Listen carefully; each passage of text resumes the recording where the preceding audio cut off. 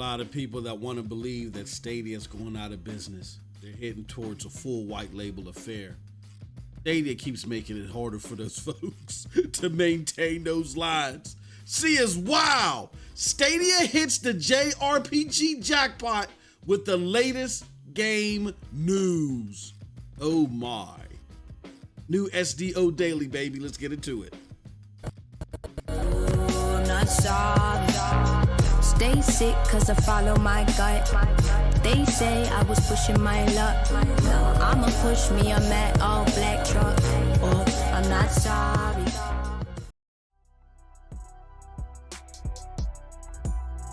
Look, OBS is even excited over this news. The intro song wouldn't even come on right, but you know me, this is One Take Bars. We take it to the streets. It is what it is, imperfections and all. What's up, people? It's your boy MM2K, a hyper excited one today. Back with another SDO Daily for the Stadia Dosage platform. Do us a huge favor today, hit that like button, hit that subscribe button, rock those bells for notifications, please. So you know when we're dropping these doses. I appreciate all of you straight up. You know the deal, you know the reason, and you know the slogan. I'm not too proud to ask. Let's get to it. All right, so we've heard various lines being put out there. And as a precursor, I'm gonna be honest with you, we don't know. Nobody knows. Nobody's in the boardroom. We hear things like, you know, sometimes we get excited over confirmational bias. I've heard that. You know, we've been called things, the external media, the mainstream media, because we don't allow them to get away with unvetting information and just saying whatever they want because it's the cool thing to do, because we make them vet and do their damn job. They call us the Stadia Defense Force.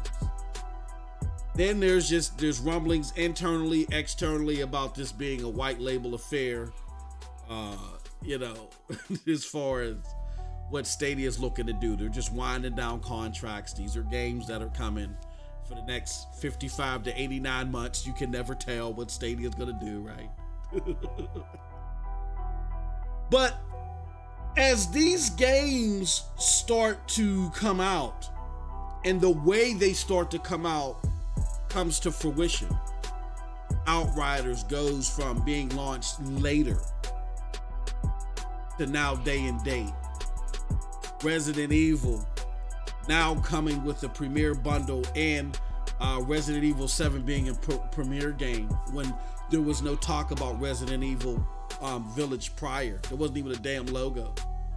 And now this, some of the biggest hard-hitting JRPGs in recent history, now coming to the platform when they're not even on the premiere platforms all the way. Just a few, just a couple. It sounds to me that the prospects of what's happening on this platform for what we get tangibly in our hands is better than what it was when SG&E was around. I mean, when SG&E was around, we had hopes and dreams and aspirations and speeches. And don't get me wrong, there was some very key, very intelligent people working on some great stuff that I hate to see go. Like Aaron Hoffman, John Jade, Raymond, Shannon Studstill, some great people. And they were talking about things that were coming to the platform, but we didn't get anything tangible in our hands. And it wasn't their fault, it was just that what they were working on was long-term. But with the turn from SG&E to what we're getting now with Stadia, it looks like that the tangibles are even better. So I find it hard to consume and believe, maybe it's just me, but I find it hard to consume and believe that with the tangibles getting better, things getting more day and date, and us getting better titles, that they're gonna say, okay, we're giving you a better retail offering now, let's get rid of the platform. Or let's turn it into a white label affair. I don't know. But the latest entry that makes it hard for me to digest it, I don't know about you, but it makes it hard for me, is the plethora of big ticket JRPGs. Again, JRPGs that you can't find on all premier platforms. now hitting Stadia. No further ado, I babbled enough. I'm excited. Y'all have to bear with me this video. Let me show y'all something. Here it goes, folks. This is the latest blog, Stadia Blog. It says, next up on Stadia, like it's just another day, like get used to it, bucko. 4 beloved JRPGs coming soon. We're gonna go through all this, man. If you love JRPGs, you'll be stoked to hear that these fan favorites are coming to Stadia, packed with incredible lore, expansive world building, and addicting gameplay. The possibilities are limitless, and immersing yourself in these games with the flexibility of Stadia. We're gonna start off first with Wise 9 Monstrum Nox. Let's play this on the screen. You know what I'm saying? And I want to do something too, because I want to be able to play this on them. I want to be able to play these on the screen while I'm reading this stuff. So I'm gonna have to do a little something like this. You know what I'm saying? Go over here. Let's get Twitter out of the way. Twitter ain't nothing but a hate fest anyway. Let's get them out of the way. All right. So we got Wise 9 Monstrum Nox. At all Christian is cursed by a mysterious woman and becomes a monstrum, a powerful being who can exorcise monsters. To escape from the prison city of Baldag, he must ally with other monstrums, each with their own unique gifts, and stop Grimwald Nox, the shadowy dimension on the verge of overflowing into the real world. Featured feared protectors, the world within the walls, and strength of the night. Wow, that's that one. But that's not it, folks. The next game, let's pause that one. Let's set that one. Is Wise 8 Lacrimosa of Dana. Let's show this one on the screen. Let's show the Lacrimosa of Dana on the screen. Oh, we gotta mute that. Embark on a classic Wise adventure with the 8th installment in this epic series. When Adol wakens shipwrecked and stranded on the cursed island, he and other shipwrecked passengers form a village and explore the isle. Amidst this, Adol begins to dream of a mysterious blue-haired maiden. An epic tale. Follow Adol on his latest adventure and uncover the mysteries of the cursed island. Party on! Change your playable characters on the fly as you battle ferocious foes in light, battle, and combat. Another side, unravel the mystery of the blue-haired maiden, Dana, through her unique gameplay sections. It takes a village. Rescue your fellow shipwrecked passengers and bring them to your village, where they will provide valuable read. That's Wise 8. Let's continue to go down. And now we go to a whole nother series, Trails of Cold Steel, baby. So let's talk about Trails of Cold Steel. Let's mute that. It's war. The continent of Zamura is dragged into conflict as the Urbanian Empire mobilizes the full force of its military. The heroes of Class 7, old and new, must unite to end the conflict before it consumes the content.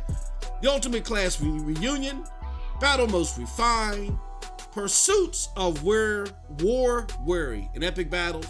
Catch a breather with a number of mini games, including returning favorites like Vantage Master and finishing and puzzle games, as well as new pursuits like poker, blackjack, and horror coaster. They also talk about new and returning systems. Join the already polished combat of the Legend Heroes series, including the ability to summon giant mechs to the field for devastating attacks. Boasting the larger roster in series history, heroes from all over seek to join. Pause. That's Legend of Heroes. But last but certainly not least, Trails of the Cold Steel 3. Right? That. Trails of the Cold Steel 3, Ren Georger, a military student turned war hero, finds himself at the center of a dark plot that threatens to upheave the foundation of his homeland. To face the oncoming storm, he must prepare a new generation of heroes as an instructor as the newly formed branch campus and guide them toward an unknown future. Welcome to the new Class 7. Explore the newly annexed lands of Empire with a brand new squad and catch up with the familiar faces from the past. An immersive story, experience an epic story, developed across 3 titles and crafted for new and old fans alike. Also include the interactive introduction to catch up to new players, combat honed to a fine edge, challenge oncoming threats, with a combat system that has been refined of decades. So there you have it, my good friends. 3 powerful JRPGs coming to the platform, many of which are only on a couple of premier platforms. Again, we talk extensively about watching how you gauge Stadia, and Stadia overall may not be a 1v1 match for premier platforms, but it definitely has its offerings in particular areas where it will outshine those. And I particularly feel that Stadia will give you a high quality, high fidelity game regardless of what screen you're on with its mobility. Switch can't even say that, you know?